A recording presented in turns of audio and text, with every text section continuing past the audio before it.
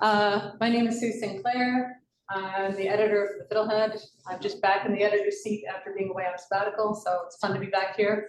My first time hosting one of these hybrid events, so we'll see how that goes.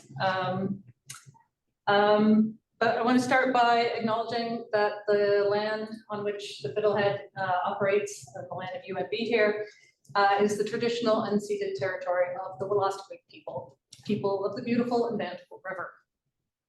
The territory is covered by the treaties of peace and friendship with which the Wolastoqiyik, Mi'kmaq, and Passamaquoddy peoples first signed with the British Crown in 1725. The treaties did not deal with surrender of lands and resources, but actually recognized Wolastoqiyik, Mi'kmaq, and Passamaquoddy title and established the rules for what was to be an ongoing relationship between nations. I've had to do a couple of these as classes start up again, and we have the talks about they're starting to feel a little rote. And I'd be making the point that when we have a provincial government that is refusing to do territorial acknowledgements, it becomes a little less rote under those circumstances. So be mindful of that. We are able to do this launch thanks to the Government of Canada, the Canada Council for the Arts, and the University of New Brunswick. We're very lucky to have Becky here, and we'll have Angela as well to do ASL interpretation. We're also grateful to Ancrage, the Journal of Acadian Literature, who partnered with us for, welcome Claire. Not just a welcome poster, but an actual one. Claire just got off a bus from Halifax, am I right?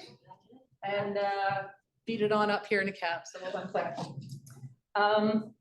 As I was saying, thanking Ancrage as well, Journal of Acadian Literature, who partnered with us on translations that make up the first part of summer issue Fiddlehead, which we are here to launch. So the first part is a little folio of translations, poems that were originally published in French in Ancrage and were translated by several New Brunswick writers, some of whom are here and will be reading their work. You can get a copy of the issue back here with Grace if you're in the Millam room here.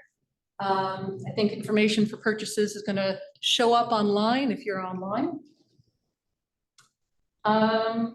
And after our readers read, we will have a Q&A. So if you have any questions that pop into your mind as you're going, write them down here. If you're online, you can put them in the chat, and Joanne will monitor the chat and pick up questions from there.